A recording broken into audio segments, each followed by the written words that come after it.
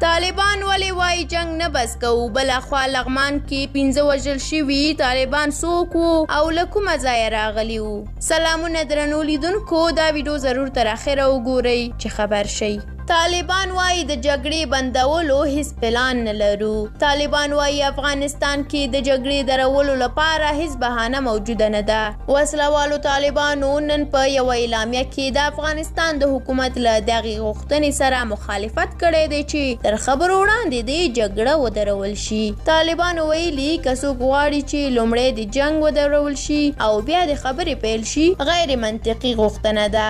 دې ډلې په عین حال کې ویلي چې جګړه د دې لپاره ده چې بل انتخاب یې نه دی موندلی. د افغانستان حکومت په ځلونو له طالبانو غوښتي چې د سولې تر خبرو مخکې اوربند یا لږ تر لږه ورکم وکړي.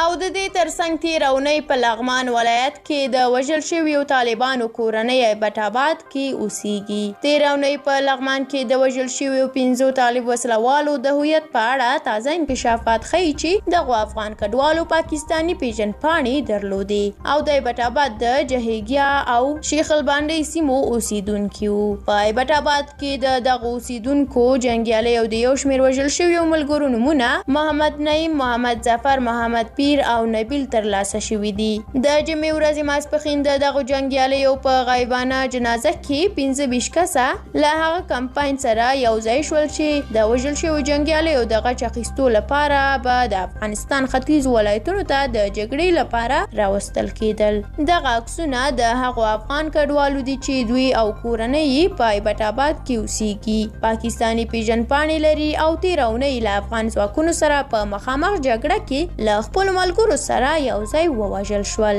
په کوزه پښتونخوا کې د صیحون خبریال اسماعیل داوړ په دې راپور کې د هغو جنګیالیو د غایبانه جنازې او جنگي ماموریت په اړه دغه رازونه راټول کړي دي چې تېره اونۍ په لغمان ولایت کې ووژل شول. د دغو 15 کسانو 10 نور ملګري چې ټول یو ځای د همدې اوړي په سر کې افغانستان ته راوښتي او تېره اونۍ لغمان ولایت کې ووژل شول. کورنۍ یې په ایبټ آباد، لاهور او پینډۍ کې اوسي. د صیحون خبریال لیکلي چې د دغو جنګیالیو تر وژل کېدو وروسته په شمالي وزیرستان کې پښتنو فعالانو اوس دا بحثونه راپورته کړي چې پاکستان په ډیورنډ کرښه د اغزنو سیمونو د لګولو لپاره دا بهانه کوي چې د ترهګرو د راوښتو مخنیوی وکړي. خو اوس له دغو اغزنو تارونو سره څه ډول دغه جنګیالي افغانستان ته راواوښتل؟